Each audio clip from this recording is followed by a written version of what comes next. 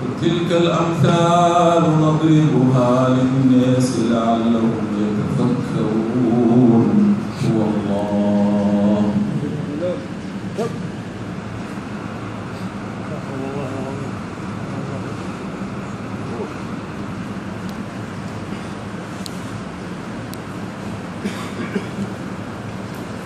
هو الله الذي لا إله إلا هو عالم الغيب والشهادة هو الرحمن الرحيم.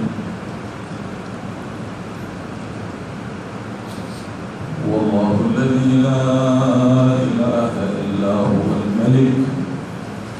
الملك القدوس السلام المؤمن المهيمن العزيز الجبار المتكبر سبحان الله عما يشركون. والله الخالق البارئ المصور له الأسماء الحسنى يسبح له ما في السماوات والأرض وهو العزيز الحكيم. صدق الله العظيم.